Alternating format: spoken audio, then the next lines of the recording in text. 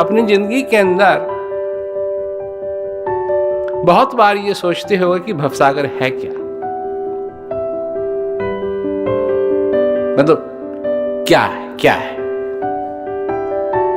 तो अब स्पष्ट रूप में देख लो, ये है भवसागर, जिसमें कि मनुष्य भ्रमित हो जाता है। क्या चीज है, क्या नहीं है,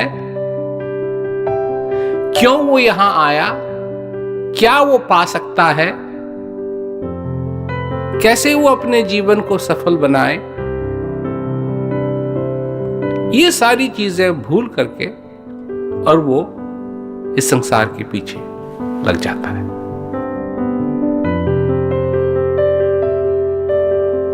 संत महात्माओं में और इस दुनिया के लोगों में एक विवाद हमेशा से रहा है, और वो विवाद क्या है? वो है विवाद इस माया को लेके। संत महात्मा कहते हैं ये न था, न है, न रहेगा, और दुनिया कहती है नहीं, ये तो था और है और रहेगा। तो मतलब इस माया को वही दर्जा दे दिया जो उस अविनाशी का दर्जा है, जो था, है और रहेगा। अब ये कैसे संभव है? दो चीज तो रह नहीं सकती, एक ही रहेगा। एक वो है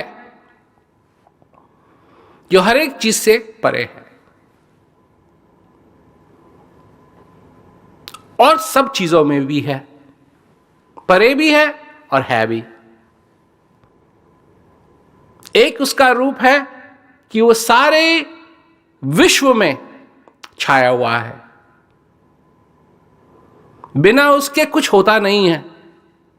इस भवसागर से पार उतरने के लिए, और ये जो भवसागर है, और पहले तो इसकी पूरी तरीके से परिभाषा समझ लेनी चाहिए कि यह है क्या। तो यह है वो जगह, चाहे वो फिजिकली कोई एक जगह नहीं है, प्रत्यक्ष रूप में कोई एक जगह नहीं है, कहीं भी हो सकती है, परंतु एक ऐसी चीज, ऐसा समय, ऐसा माहौल, ऐसा सब कुछ जिसमें कि मनुष्य भ्रमित हो जाए, यह है भवसागर।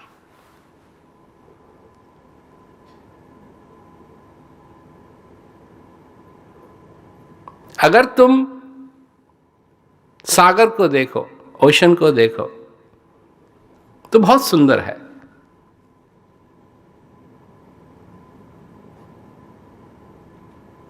परंतु सागर में एक समस्या है मनुष्य को लेके। वो जानते हो क्या है? वो समस्या है कि अगर मनुष्य उस सागर में प्रवेश कर ले तो वो डूब के मर जाएगा।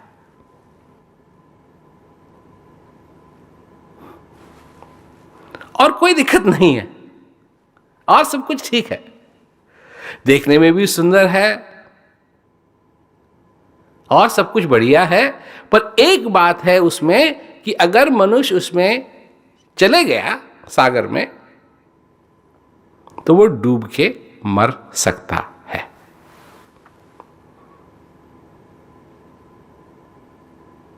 तो अब बात आती है भवसागर की। इसमें क्या दिक्कत है? क्या देखने में ये भवसागर सुंदर नहीं है? अति सुंदर है।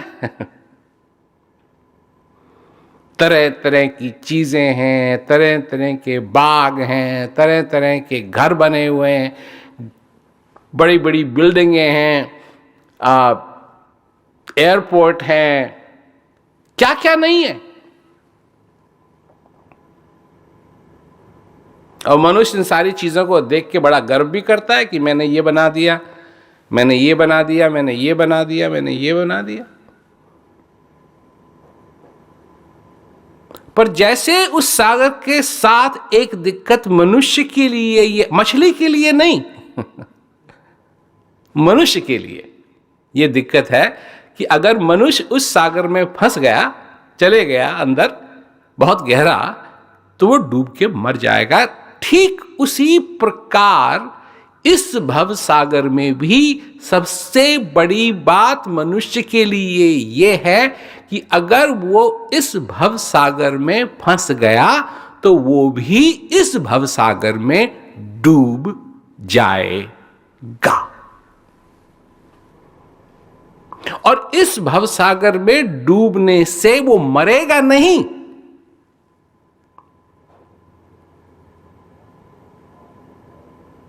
वो मरेगा नहीं, परंतु वो भ्रमित हो जाएगा।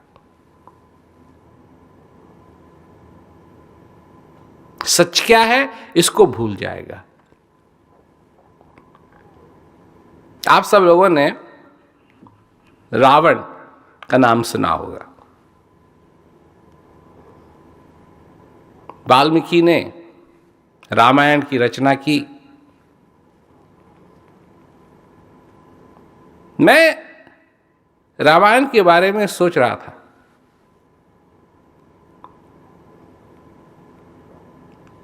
कि ये रावण है कौन, क्या चीज है ये रावण। एक सबसे पहले रावण क्या चाहता है? आप जानते हैं रावण क्या चाहता है? वो चाहता है कि वो कभी मरे नहीं। तो वो ब्रह्मा से वरदान मांगता है कि उसको कोई जानवर या देवी देवता मार न सके।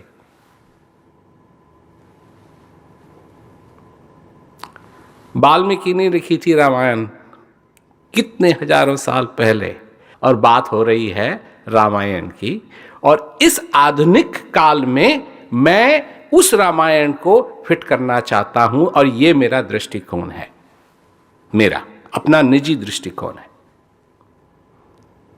कि जैसे रावण मरना नहीं चाहता, वही चीज आज भी है। और लोग क्या कहते हैं जी, ठीक ढंग से खाइए, एक्सरसाइज कीजिए, आप और थोड़े दिन जिएंगे। और इसके लिए लोग सब कुछ करने के लिए तैयार है।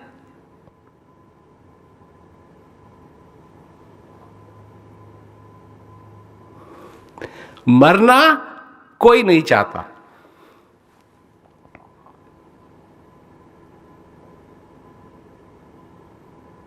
सब जीना चाहते हैं।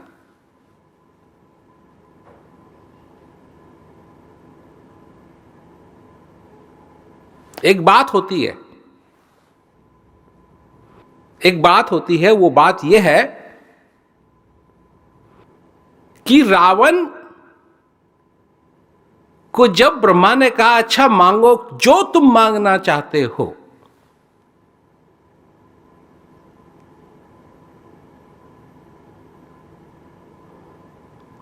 तो वो कुछ भी मांग सकता था। वो ये भी मांग सकता था कि सारे संसार के अंदर शांति हो, नहीं, सब कुशल मंगल रहें, नहीं, कोई किसी को परेशान ना करे, नहीं। क्या नहीं मांग सकता था ये? वो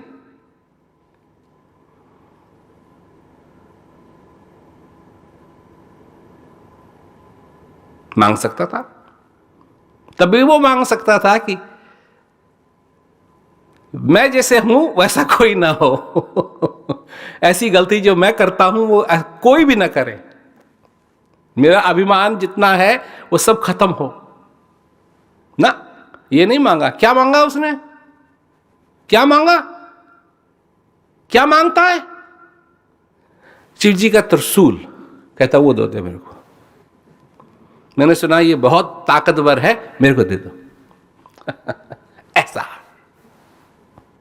जो मर्जी आए करता था, जो मर्जी आए। जब उसको शिव जी का त्रिशूल मिल गया तो उसने सोचा अब चलते हैं, कौन ऐसा है जो मेरे से लड़ाई करेगा। तो कहा यमराज के वहां चलते हैं, वो सबसे ताकतवर है, उससे लड़ाई करेंगे। क्योंकि वो हर एक से लड़ना चाहता है, कोई ऐसा है ही नहीं जिससे वो लड़ना नहीं चाहता है।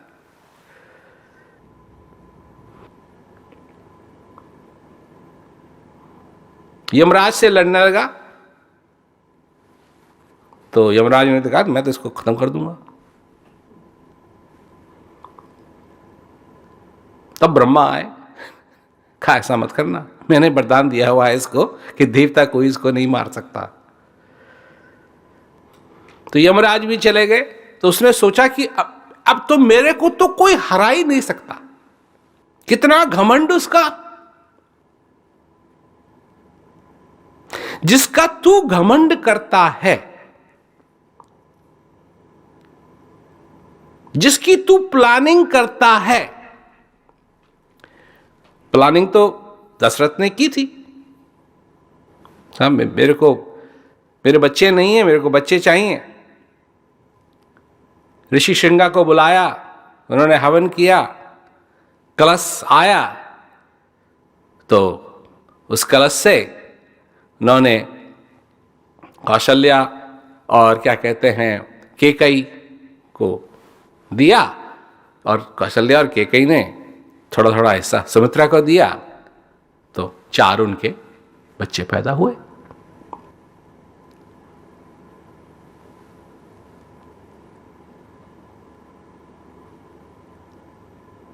जब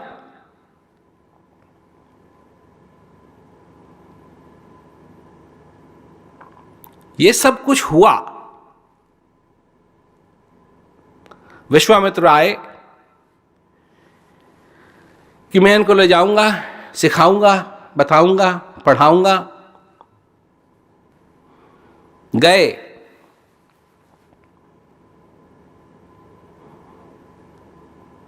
अब एक बात, इसमें एक बात और है विशेष, और विशेष बात यह है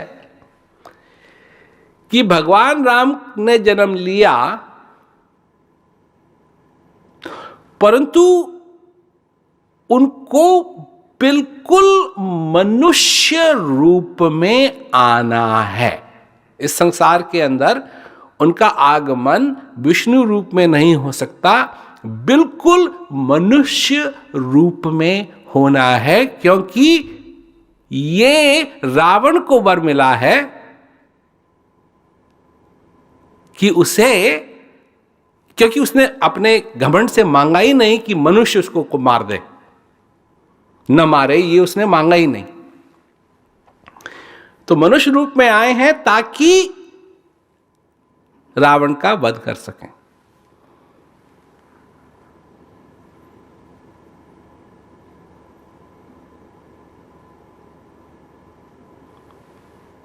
रावण का वध करने के लिए मनुष्य रूप में आए हैं। उसमें कोई देवता नहीं हो सकता, कोई दानव नहीं, कोई देवता नहीं, बिल्कुल मनुष्य होना है। ठीक है ना बात?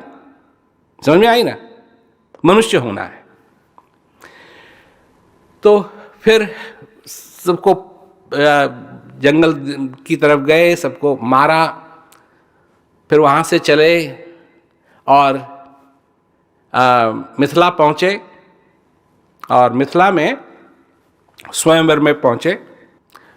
पर अगर भगवान राम में थोड़ा सा भी देवी देवता का कुछ बचा हुआ है तो वो रावण को नहीं मार पाएंगे।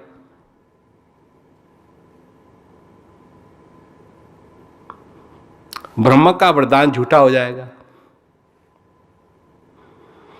तो वाल्मीकि इस प्रसंग को कह रहे हैं और इसमें क्या समझाने की कोशिश कर रहे हैं। जैसे मैंने कहा कि मैं अपनी दृष्टिकोण से बात रख रहा हूं, मेरा ये दृष्टिकोण है कि वो कह रहे हैं कि क्योंकि तुम मनुष्य हो, तुम शक्तिहीन नहीं हो। तुम्हारे में, क्योंकि तुम तो ये समझते हो कि तुम तो सिर्फ मनुष्य हो, पर वो कह रहे हैं नहीं, मनुष्य होने पर भी तुम शक्तिहीन नहीं हो, तुम्हारे में शक्ति है।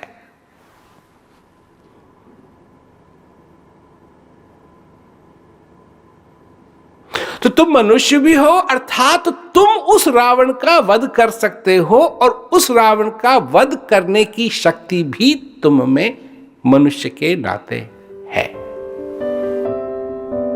पर तुम जानो इस रीत को,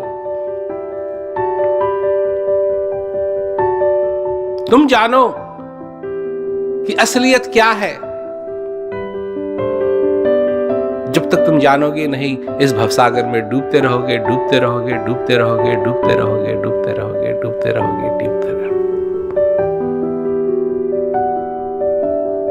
यहां इस भवसागर में इतना दुख है, इतना दुख है, इतना दुख है, इतना दुख है कि ये सारे संसार के मनुष्यों को दुखी कर सकता है। कभी सोचा तुमने कितना दुख है?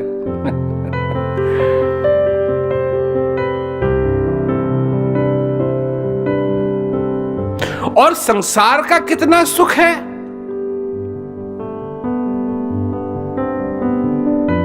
ज्यादा नहीं। क्या कहा कि हर एक चीज की प्रकृति है बदलने की,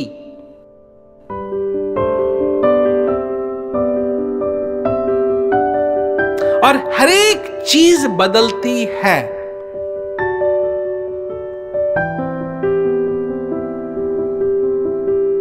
और तुमको ये सहमत नहीं है बात की चीजें बदलें, तुम चीजों को वैसा का वैसा ही चाहते हो कि वो बदलें, परंतु ऐसी कोई चीज नहीं है जो बदलेगी नहीं।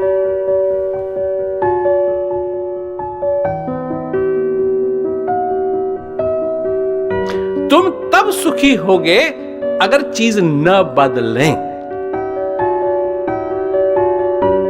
तो दुख तो बहुत है,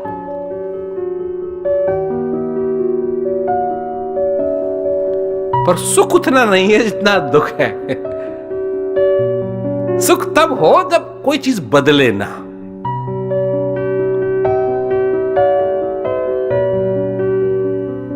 और हर एक चीज बदलती रहती है।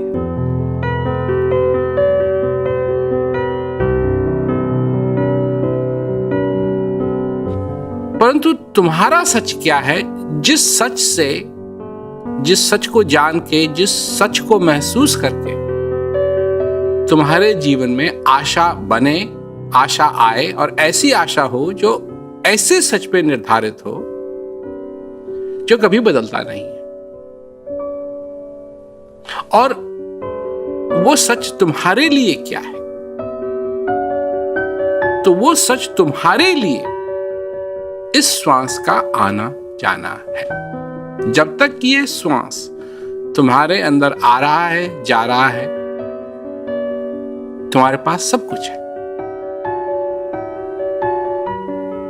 और जो तुम्हारे पास नहीं भी है उसको भी तुम पा सकते हो, जब तक ये श्वास तुम्हारे अंदर आ रहा है, जा रहा है।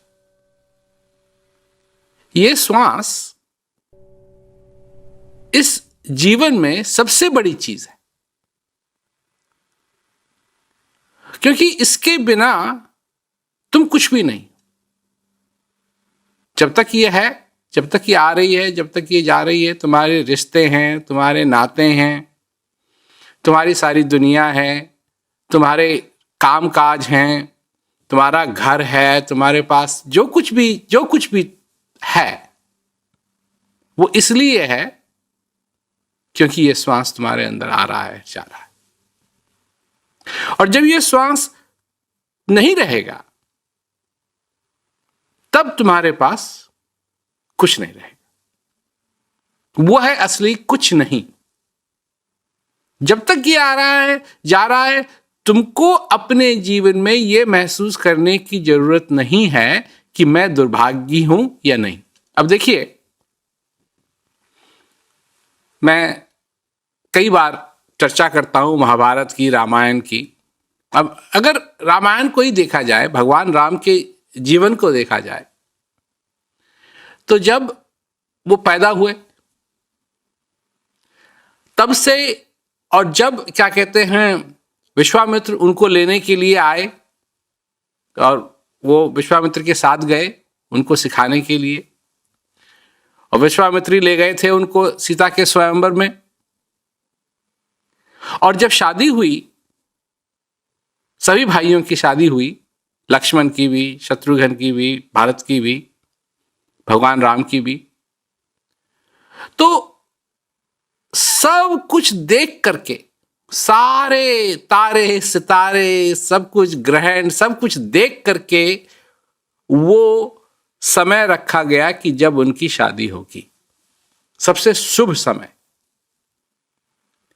परंतु वो हुआ नहीं।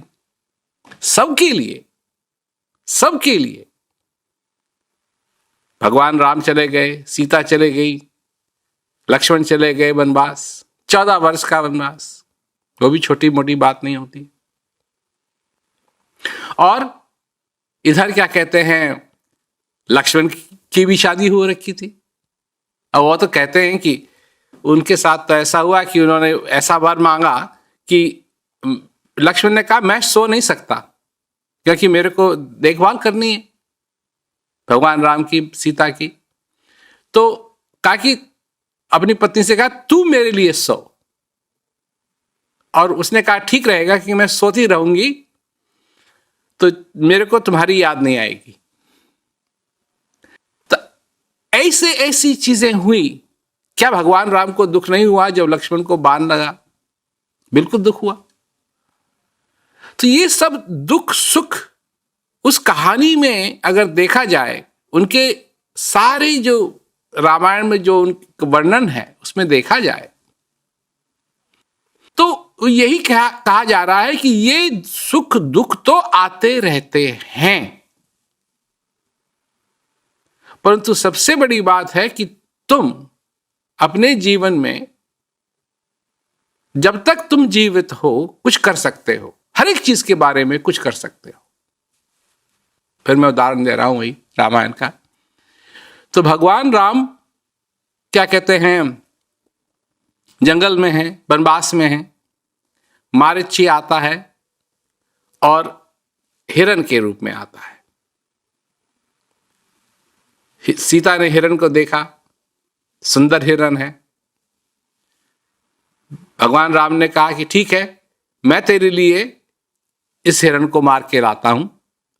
और अगर भगवान राम ने कहा कि अगर ये सच, ये मारीची है, ये माया है उसकी, तो कम से कम इसको मार के उसको तो खत्म कर दूंगा और इसकी खाल जो है सीता को दूंगा।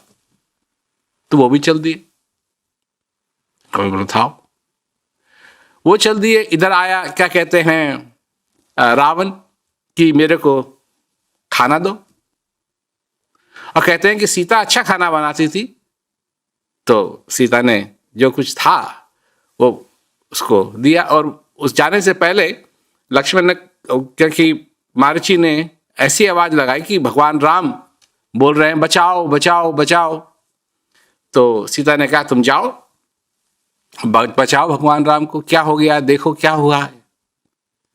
तो लक्ष्मण ने कहा नहीं मेरे को नहीं जाना है, मैं तो यहीं रहूंगा। कहा नहीं तुम जाओ।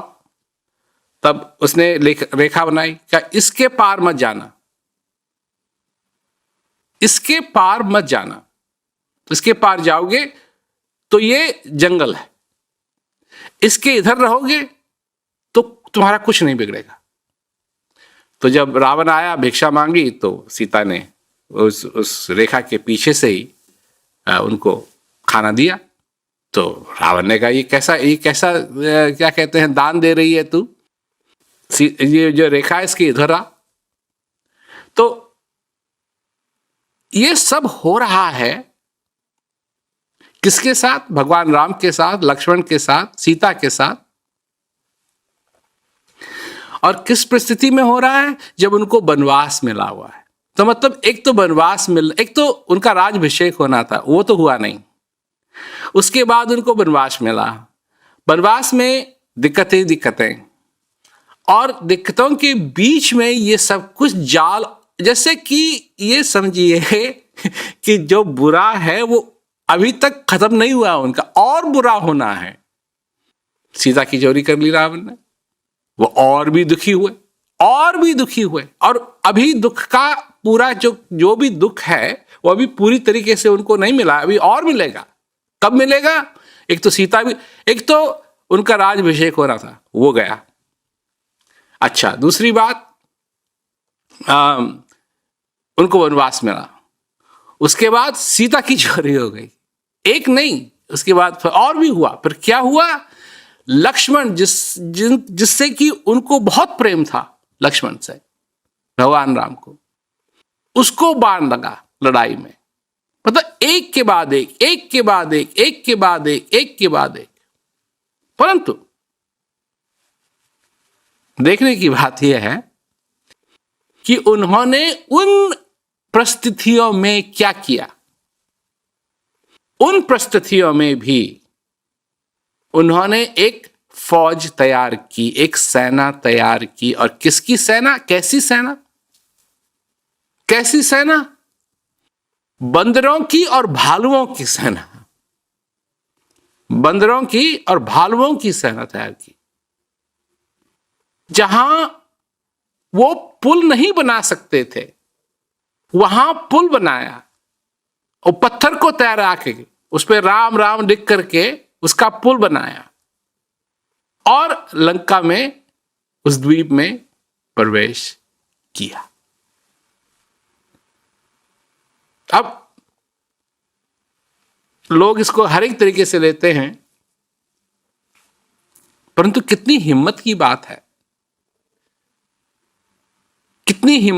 और कितनी बार ऋषि मुनियों ने, जब भगवान राम दुखी हो जाते थे, जब लड़ाई हो रही है, ये सब कुछ हो रहा है, दुखी हो जाते थे, रोते थे, तब ऋषि मुनि उनको समझाते कि नहीं, आप दुखी मत होइए, आपको दुखी होने की जरूरत नहीं है, आप तो स्वयं भगवान विष्णु के अवतार हैं।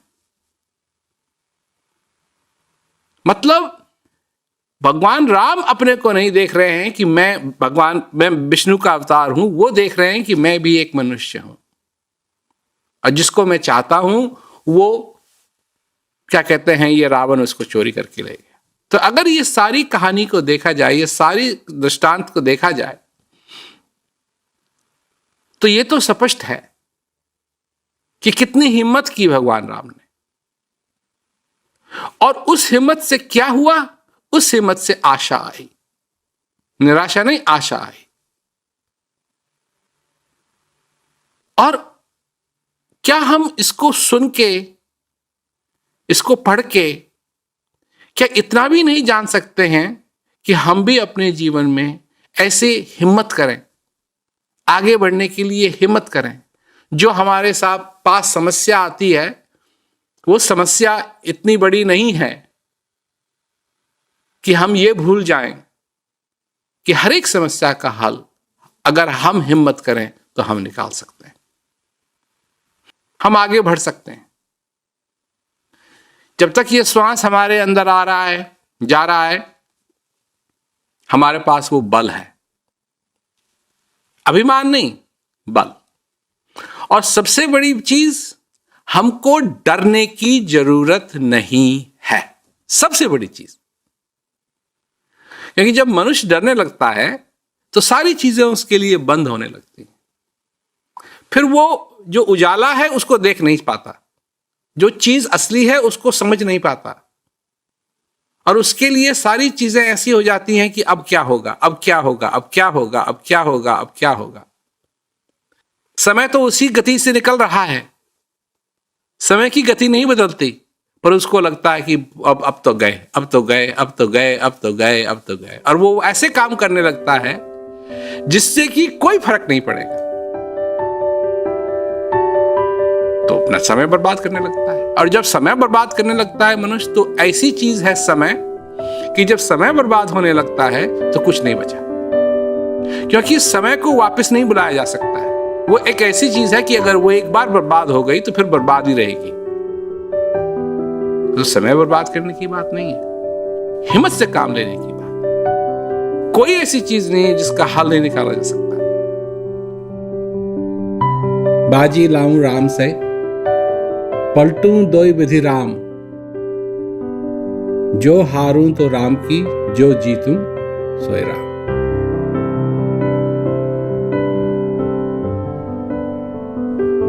अब ये सुनने में बहुत सुंदर है, इसमें भक्ति है, इसमें भाव है, और सबसे बड़ी चीज इसमें यह है कि यही एक चीज है,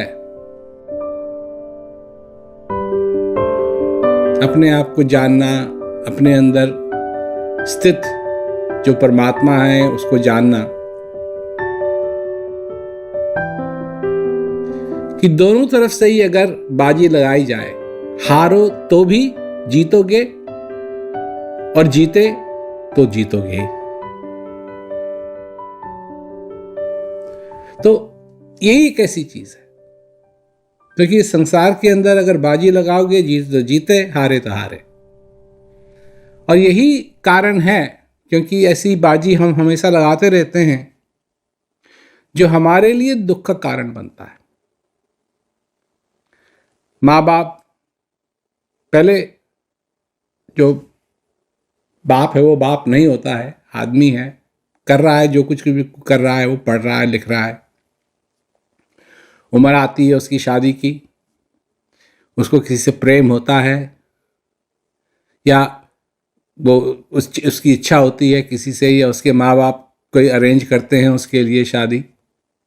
लड़की लड़की होती है, वो दोनों आते हैं, शादी होती है, शादी होती है तो बच्चा होता है, माँ बाप बनते हैं। अब वो सारा सब कुछ वो खुशी का समय है। तो शादी हुई, यही खुशी होती है, रिश्तेदार सब आते हैं, पकवान बनते हैं, ये होता है, वो होता है, क्या क्या नहीं होता है। और एक किस्म से वो पति और वो पत्नी एक बाजी लगा रहे हैं कि सब कुछ बढ़िया होगा, सब कुछ बढ़िया होगा। पहले ही रामायण को अगर देखें तो सब चीजें इसी तरीके से इनका प्रबंध हो रहा है कि सब कुछ बढ़िया होगा, परंतु हुआ नहीं, क्योंकि बाजी संसार के साथ लग रही थी। और यही होता है, तो आशाएं हैं कि बच्चा जब बड़ा होगा तो मेरा राजा बेटा है, मेरा ये है, मेरा वो है। जब राजा बेटा बड़ा होता है तो वो ही अपने माँ बाप को क्या कहते हैं, कटघरे में भेज देता है। ये हमेशा होता रहता है, ये पहली बार तो होगा नहीं। और कितने ही लोग हैं, हमको ये करना है, हमको वो करना है, हमको ये चाहिए, हमको वो चाहिए, अब ऐसा नहीं है, ऐसा नहीं है, ऐसा नहीं है, ऐसा नहीं है। क्योंकि हम बाजी लगा रहे हैं और आशा कर रहे हैं कि हमको ये संसार ये देगा, हमको संसार ये देगा, हमको संसार ये देगा।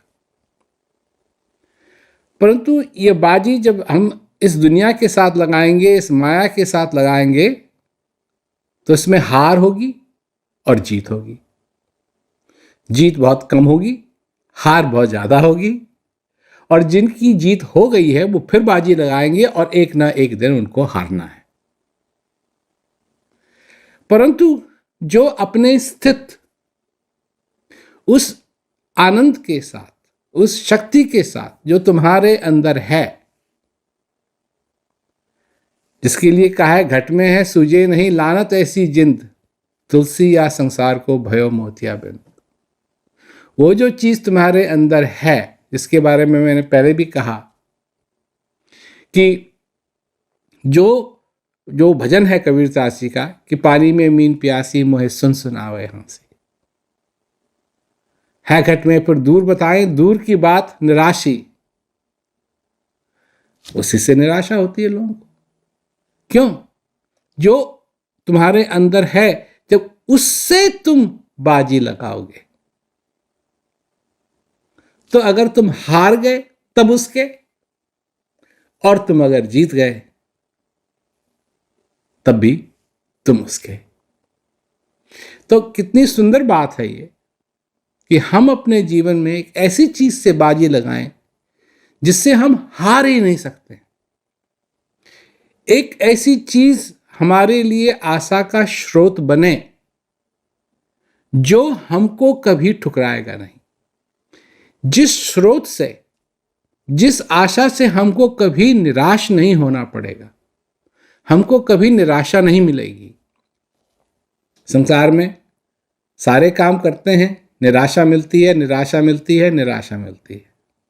लोग हमसे चिट्ठी में लिखते हैं, प्रश्नों के बारे में लिखते हैं, ये सारी चीज़ें लिखते हैं लोग कि जी मैं खुश नहीं हूँ, मैं ये मेरे साथ ये हो रहा है, मैं दुखी हूँ, मैं, क्योंकि तुमने अपनी आशा लगाई है इस संसार के अंदर, इस माया के अंदर। और आशा का स्रोत तुम्हारे लिए अगर ये माया है, ये दुनिया है, तो तुमको निराशा जरूर मिलेगी। और जिसने ये स्रोत समझा है कि जो हमारे अंदर स्थित आनंद है, जो हमारे अंदर स्थित परमात्मा है, वो हमारा स्रोत हुआ अगर आशाओं के लिए, तो हमको कभी निराश नहीं होना पड़ेगा।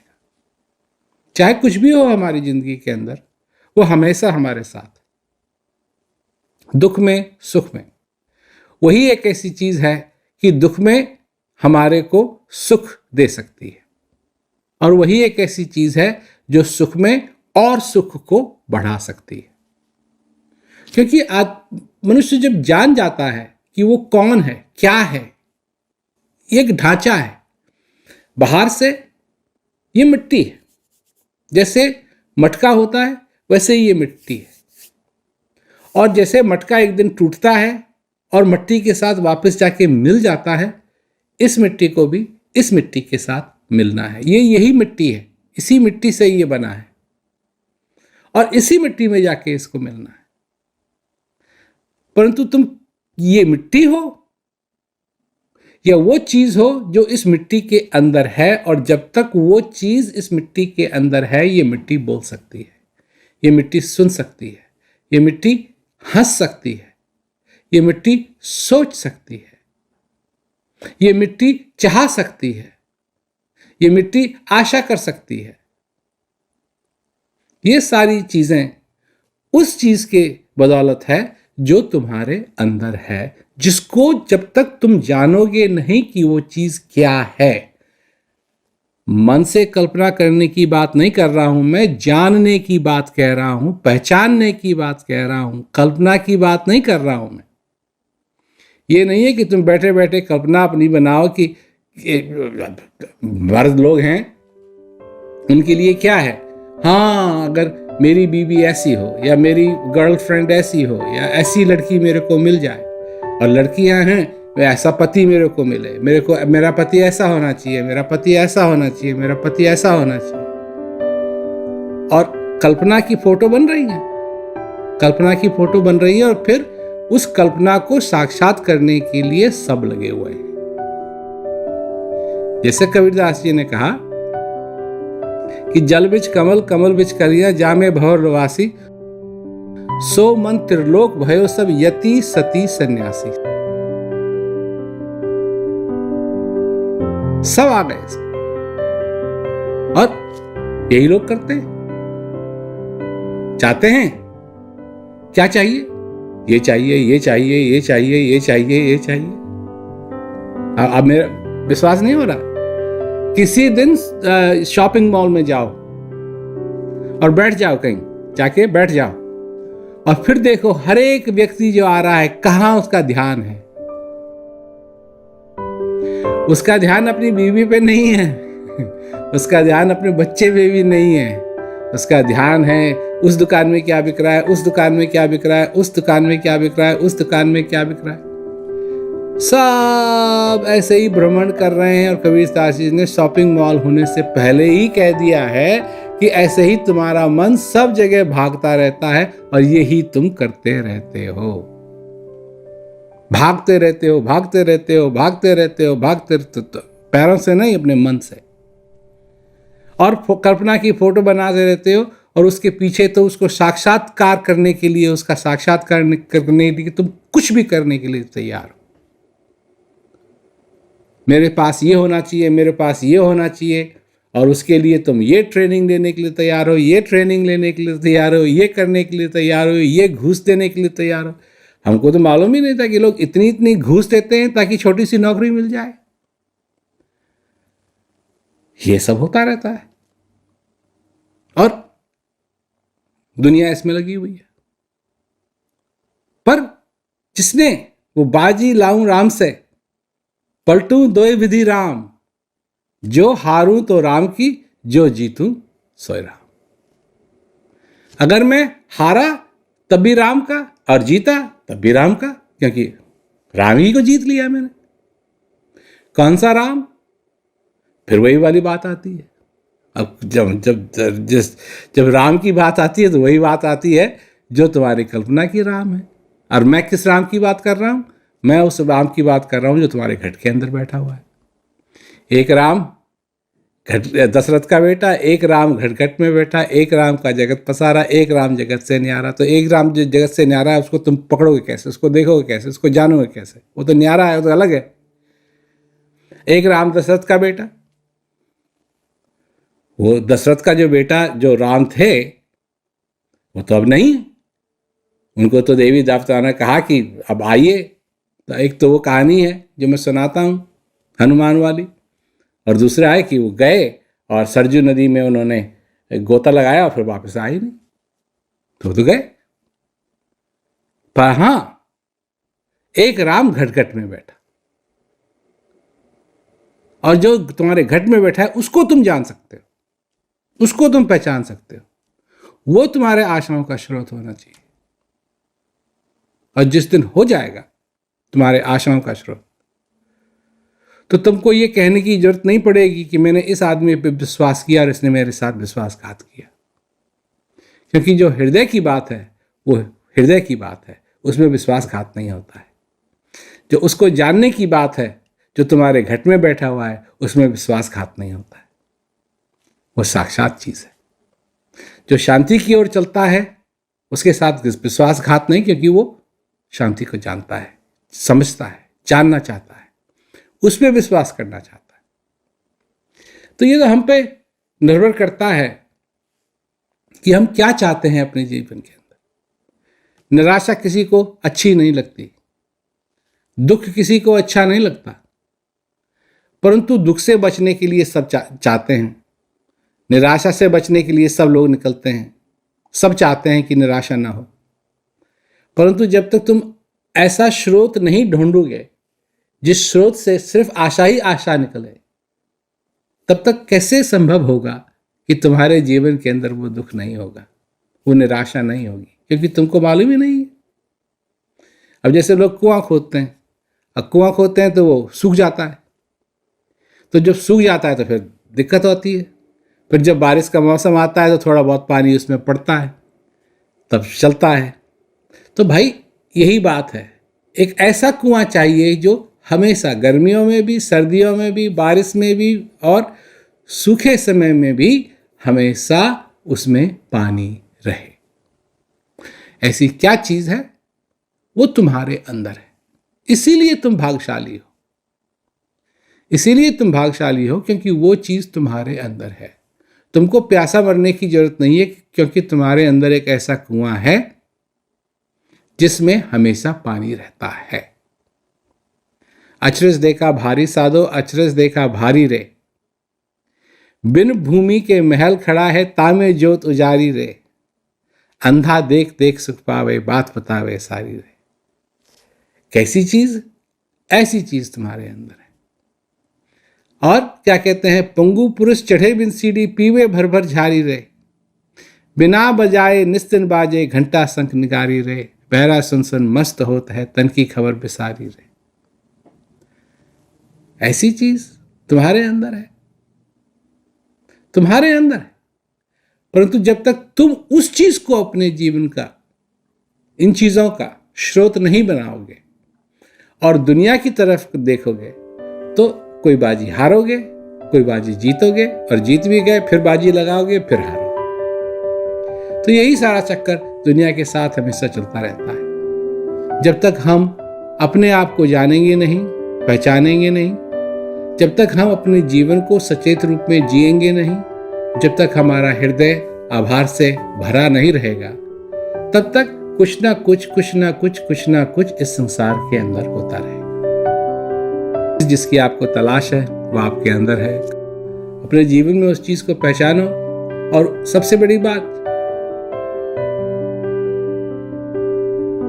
कि वही चीज आपके आशाओं का स्रोत बने, तो आपके जीवन के अंदर धन्य धन्य हो। वही आपके शांति का स्रोत बने, तो सचमुच में आपके जीवन के अंदर शांति हो। और वही आपके आनंद का स्रोत बने, तो आपका सारा जीवन आनंद में से भर जाए।